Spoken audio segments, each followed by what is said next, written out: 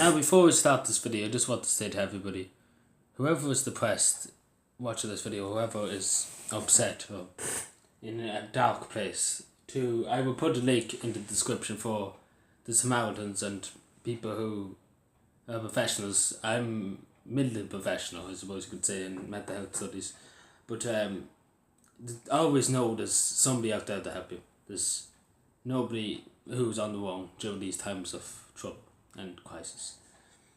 Just to say, I'm going to talk about depression. It's something which I am greatly affected by. You might not see it in the videos I do, because as I was doing before, I had a breakdown 2 years ago. I hid it. I hid it away from people. Tried to admit the wrong, I suppose. Not admit the right, but admit the wrong. That I was depressed and I was in a very, very dark place, and I needed help, and I needed help seriously. But I didn't admit it. But depression is something that people, when they're depressed, I remember when I was depressed, and even now I'm sometimes depressed, looking at things in day-to-day life. You don't look at yourself, but you look at the world, and you think there's no way out of this. Whatever, like I remember one problem. It sounds pretty stupid, but it was over this girl. It's a long time ago. It's 2 or 3 years ago, and I suppose I don't know what I was thinking back then. But it was over some girl, but you see no way out of it. That's what really depression is. You don't see any light. You don't see a light here. Like, this room's all lit up. This room's completely dark when you're depressed. You don't see anything. You don't see any light. You don't see my computer light. You don't see any light. You don't see any bright side of life. You don't see the positives. You always see the negatives. And things I found when I was depressed was people who are depressed don't talk much about issues like this. But there's a difference between me now and back 2016. Like, I would never said anything to anybody back in 2016 about my depression. No, I didn't like that before my mental breakdown. But as I always say, it's always better to talk. But I'm here now. That's the thing. I'm here now, and I'm talking about it. I never thought I'd get to this stage where I'd be my face for a start. I used to talk with my phone down, literally like this. I used to go and talk like this with my phone down, and talking to my phone and record a video like that on YouTube. But now I'm here. I never thought I'd show my face ever on the internet, but now I'm here. I'm here to prove a point to everybody, but not to everybody, but to some people, that I'm still a person and I'm still a human being. And depression or mental health illness doesn't change who you are and doesn't change what you are. Everybody is a human being, no matter if you have depression. People say, go kill yourself or go get rid of yourself, you're useless. But really, they're the ones who are depressed, because they're telling you to do it, because they don't have the guts to do it, and they don't have the stamina to end up in that situation like you, if they want to put you into that situation. I found when I was getting harassed by people. But the one thing when I was depressed was, you have your friends. That's even the biggest thing ever. You have your friends. You have your family. My family really didn't, when I was deadly depressed, I never said to my family about it. I told some of my friends, but obviously they weren't professionals. If one of them came to me now, I'd be able to help them better than they needed to calm, so sad, or any of them, because I went through it. I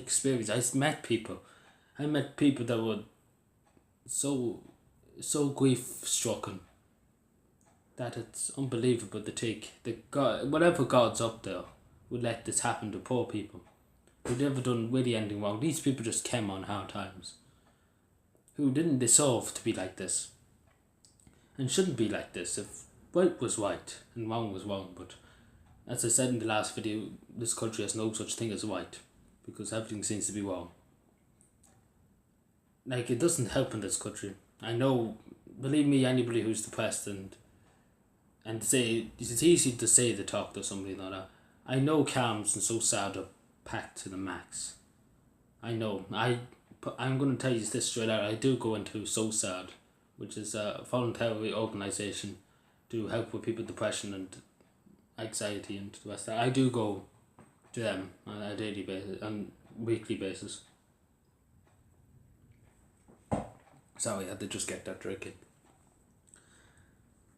And that is something I never thought I'd ever say. And that just goes to show you how much guts and how much stamina I have since after that incident in March, 2 years ago.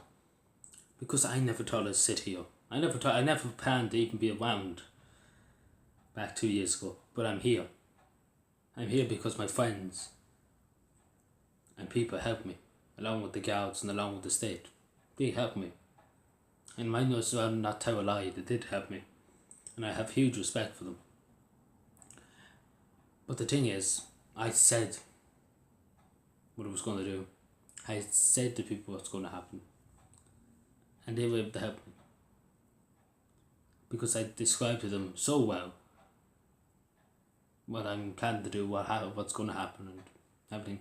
They were able to help even better. Like, the more you say to people, the better it's only going to get.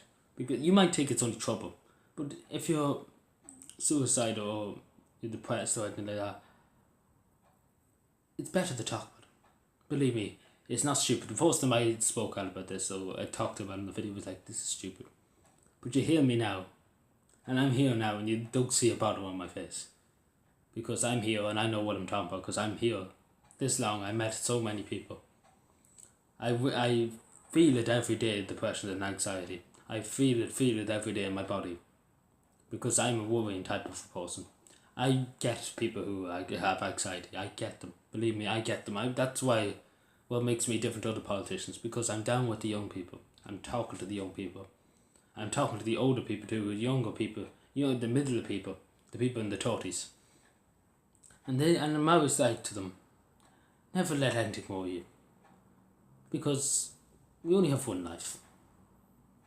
The way we choose our life is to be peaceful or to be harmful. And we should always try and be in the middle. Because one bad thing will lead to 3,000 good things, which I learned. After my suicide attempt in March 2 years ago, all the good things happened after 2 months afterward.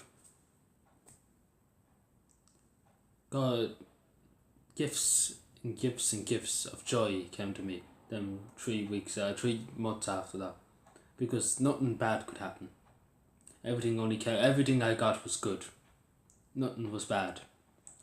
And then for 2 months on, 2 months after that, it was all good. Nothing, I could tell you there was absolutely nothing wrong. Because one bad thing happened. And a million good things happened.